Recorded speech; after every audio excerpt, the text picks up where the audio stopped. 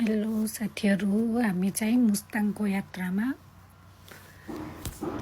जसलाई पनि मुस्ताङ जान रोड कस्तो छ होला भनेर सोचिराख्नु भएको छ भने मेरो अगाडिदेखिको भिडियोहरू हेर्नु होला। भिडियो त अब सबैले हाल्नुपर्छ, ब्लगरहरूले युट्युबहरूमा नि छ, तर मैले धेरै जस्तो नकाटिकन लगभग सबै रोडहरू राखेको छु। अहिले त धेरै काटेको राख्नु छ, मैले चाहिँ लगभग धेरै जस्तो राखेको छु। 100मा 80% जति। कोलाई जानु मन छ रोड कस्तो होला भनेर सोचिराख्नु भएको छ भने मेरो अगाडिको पार्टको भिडियोहरू हेर्नु होला। हामी यहाँबाट हामीलाई बिस्तारै बिस्तारै जाँदा 2 घन्टा जति लाग्छ। लोवर मुस्ताङ तल्लो मुस्ताङ छिटो जाने मान्छेहरू त छिटो पुग्नुहुन्छ होला 1 घन्टामा। हामी बिस्तारै बिस्तारै जाने भएर टाइम लाग्छ।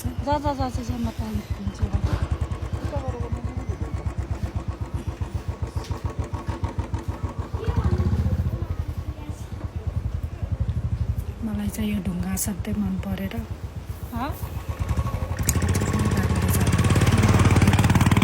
खिच्नु मन थियो। यहाँनिर बाटो पनि असाध्यै अप्ठ्यारो छ, भिडियोमा हेर्दा मात्रै सजिलो देखिएको छ, तर सिधै उकालो छ।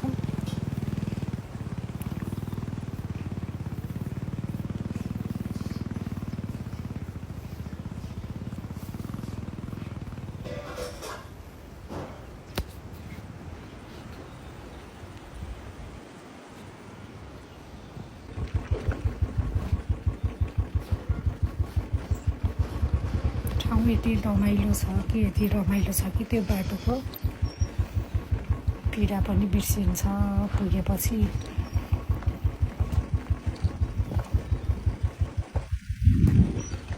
त्यही भएर पनि मैले सबै जस्तो रोड लगभग 100मा 80% जति सबै राखेको छु,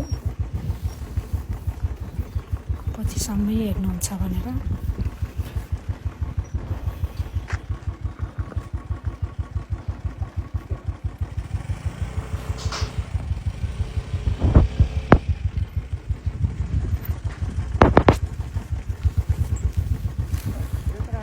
बाटो खासै अप्ठ्यारो त होइन, तर ढुङ्गाहरू भएर स्कुटरमा अलिक गाह्रो भयो जस्तो भएको। पिच भयो भने त फेरि असाध्यै राम्रो हुन्छ यो बाटो।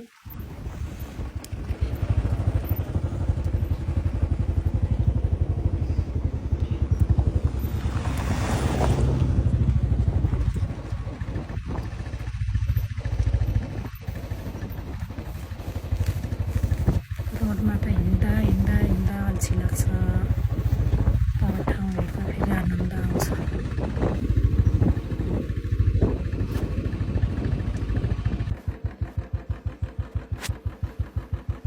हामी लोवर मुस्ताङ तल्लो मुस्ताङमा आइपुग्यौँ र यो पारीको डाँडाबाट सर्लक्कै उता गएपछि लगभग 20-25 मिनट जति, आधी घन्टा जतिमा अप्पर मुस्ताङ आउँछ।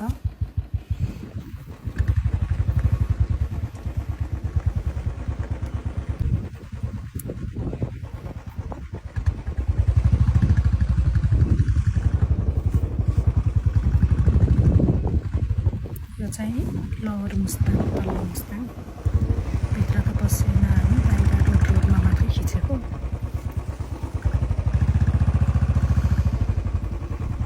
मैले चाहिँ आउने बेला र जाने बेलाको भिडियो त्यो जुन ठाउँको त्यो ठाउँमा हालेको। चाहिँ फर्किने बेलाको भिडियो, तर तल्लो मुस्ताङमा।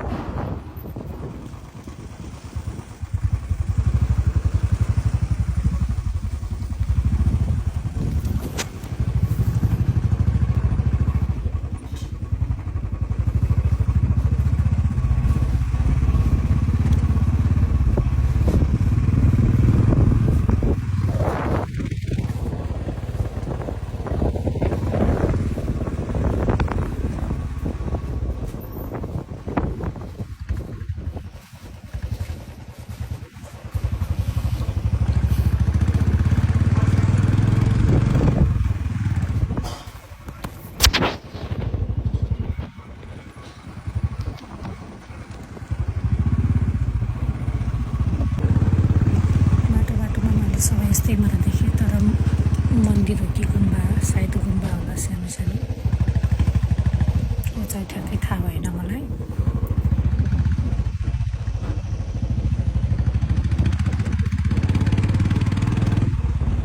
ठाउँ त यति रमाइलो छ, त्यहाँ घर बनाएर बस्नु जस्तै।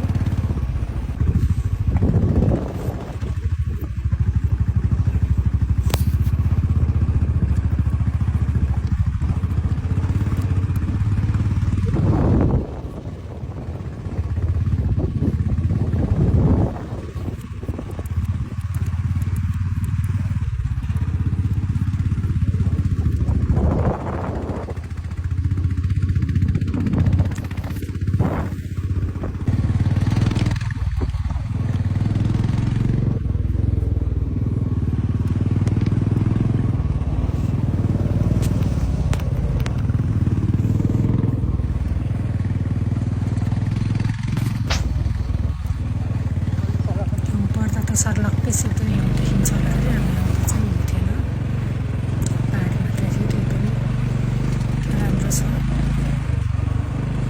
लगभग हामीहरू अब अप्पर मुस्ताङ आइपुग्नु भइसक्यो, लोमाङथाङमा।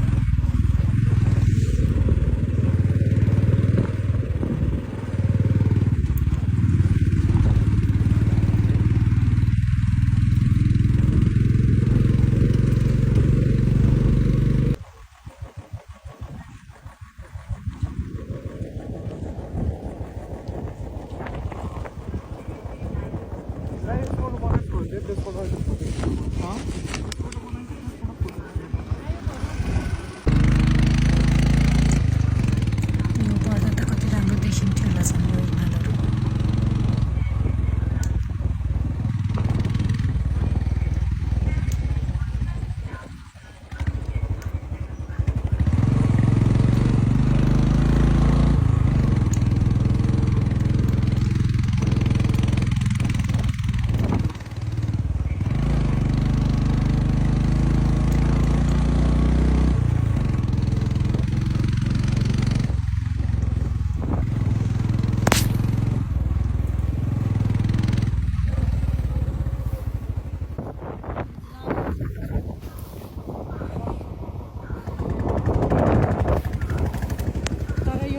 त्यो बाटोमा चिप्लिन्छ जस्तो लाग्छ मलाई।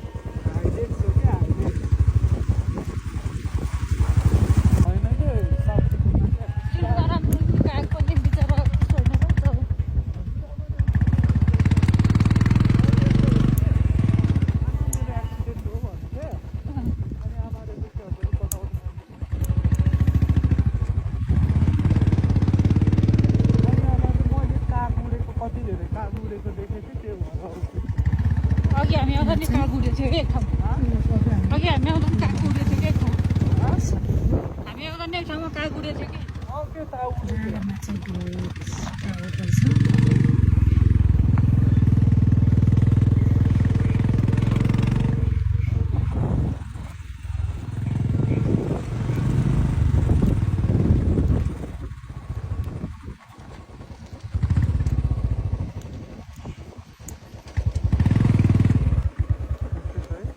यहाँनिर चाहिँ भेउटा आउँछ, तर हामी भेउटाहरू गएन, यहाँबाट सिधै तल बाटो पनि सिधै ओह्रालो छ, माटोहरू पनि मरुभूमि जस्तै माथि माथि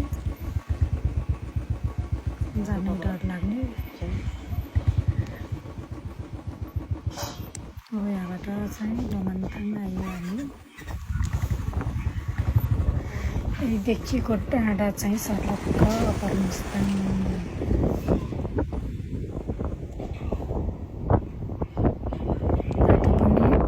जाँदा सिधै ओह्रालो, तलबाट आउँदा सिधै उकालो। त्यही गाउँ चाहिँ अप्पर मुस्ताङ, लोमाङथाङ।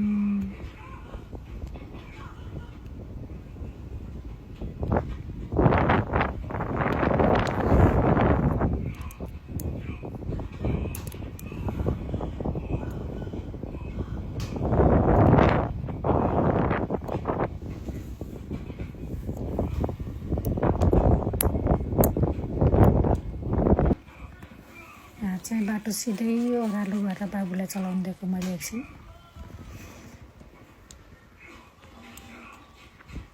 यति अप्ठ्यारो छ भिडियोमा हेर्दा खासै राम्रो देखिएछ तर त्यो ठाउँमा जाँदा सिधै ओह्रालो छ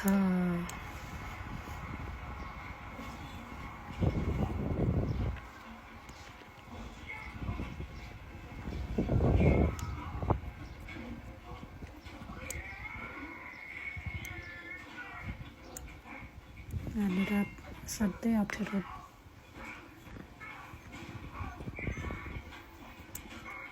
तल सिधै भिड्छ फेरि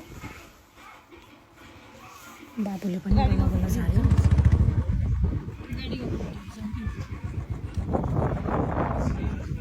भर्खरै यहाँबाट फेरि बस गइरहेको थियो मलाई त्यो अप्ठ्यारो बाटोमा बस कसरी जान्छ होला जान्छ कि जाँदैन होला भनेर जिज्ञासा लागेर हेर्न मन लागेको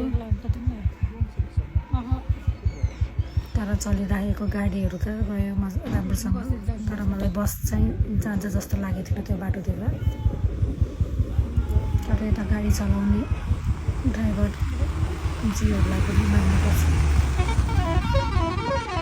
यति अप्ठ्यारो छ यहाँनिर रोड जुन होइन अप्ठ्यारो बाटो केही घुम्ती चलिसक्छ त्यो गाडी जान्छ कि जाँदैन होला भनेर त्यही भएर हेरेर बसेको मैले तर गयो चलिरहेको ठाउँ बसको लागि अर्कै रोड छ होला भन्ने सोचेको थिएँ मैले असाध्यै अप्ठ्यारो छ त्यहाँनिर यो चाहिँ अप्पर मुस्ताङ लमनथाङ